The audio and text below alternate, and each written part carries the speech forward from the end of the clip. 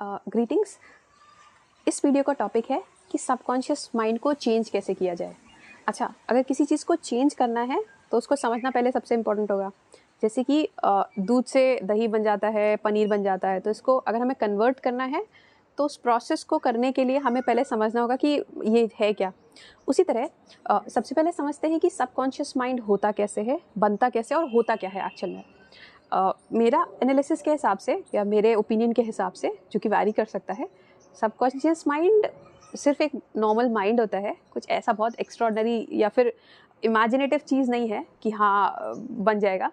Normal mind होता है, but जैसे कि अगर आप माइंड को एक बिल्डिंग की तरह इमेजिन कर सकते हैं तो उसकी जो नींव होती है उसको आप सबकॉन्शियस माइंड की तरह मान सकते हैं। यानी कि जो सबसे स्ट्रॉन्गेस्ट, क्योंकि नींव को सबसे ज़्यादा स्ट्रॉन्ग रखाता है, तो जो मतलब आप इस तरह से समझ सकते हैं, जो ब्रेन का सबसे स्ट्रॉन्गेस्ट फाउंडेशन होता है वो होता है सबकॉन्शियस माइंड। ओके, या फिर इससे एक बेटर एग्जांपल, जैसे पेड़ होता है, तो पेड़ की जो जो जो रूट्स होती है, जो सबसे डीप रूट्स होती हैं, वो होता है सबकॉन्शियस माइंड। ओके, अब इसका इम्पोर्टेंस क्या होता है? इसका इम्पोर्टेंस हम समझने के लिए एक तरह से आप समझ सकते हैं कि एक जो भी हमारा सबकॉन्शियस माइंड होता है वो बिलीव्स होते हैं। मानिए एक रूम है जिसमें दीवार है, और दीवार मतलब दीवार है एंड चारों तरफ या बहुत सारी दीवार हैं, चारों तरफ दीवार चार ही होंगी। ओके सॉरी, एक रूम है, उसमें चारों तरफ दीवार है, और ये बिलीव्स की दीवार है जिनको पार करना मुश्किल है, बहुत मुश्किल है। तो होता क्या है एक्चुअल में, सबकॉन्शियस माइंड एक वॉल की तरह होता है, एक कमरे की वॉल की तरह होता है, वो बाउंड्री जो हमने अपने लिए बना ली है। और सबसे मज़े की बात ये होता है कि ब्रेन इस टाइम पे ऑटो पायलट मोड पे चलता है। जैसे कि फॉर एग्जांपल, एक टाइम पे आपने ड्राइविंग सीखने की कोशिश की होगी या कुकिंग सीखने की कोशिश की होगी, जब आपको थोड़ा बहुत आ गया होगा तो आप ऑटो पायलट मोड पे जाते हो, अपने आप से ये सब होता है। जैसे ब्रश करने के लिए सुबह किसी को सोचना नहीं पड़ता होगा मोस्टली कि कैसे करना है, दिमाग नहीं लगाना पड़ता होगा किसी भी तरह का।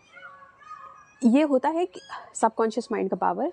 और इसका पावर अगर आपको और ज़्यादा समझना है तो बहुत सारे वीडियोस अवेलेबल हैं, बहुत सारे ऐसे सेलिब्रिटीज़ का इंटरव्यूज़ अवेलेबल हैं। जैसे फॉर एग्जांपल एक का लेते हैं, रॉक का लेते हैं, जो दा रॉक है वो, अगर आपने एक वीडियो इसका स्ट्रीम हुआ था जिसमें वो अपने बच्चे को बोल रहा था, बच्ची मतलब लड़की है उसकी, तो अपनी लड़की को बोल रहा था you are the strongest, you are the bravest, और उसको बोल रहा था मैं बोल रहा हूँ फिर तुम रिपीट करो।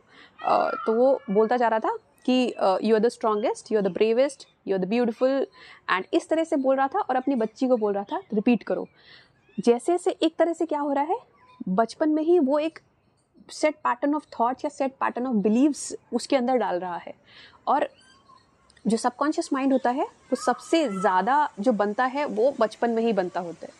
इसीलिए अगर आपने देखा होगा तो जितने भी टॉप कंट्रीज़ हैं जो ओलंपिक्स में जीतते हैं, जैसे चाइना, वहाँ पे ट्रेनिंग जो दी जाती है वो बचपन से ही देना शुरू आती है। आप वीडियोस, ऐसे बहुत सारे वीडियोस हैं इंटरनेट पे, आप देख सकते हैं कि छोटे छोटे बच्चों को ट्रेनिंग दी जा रही है ओलंपिक्स की, बहुत ही कम एज पे। सो ये इंपॉर्टेंस होता है सबकॉन्शियस माइंड का।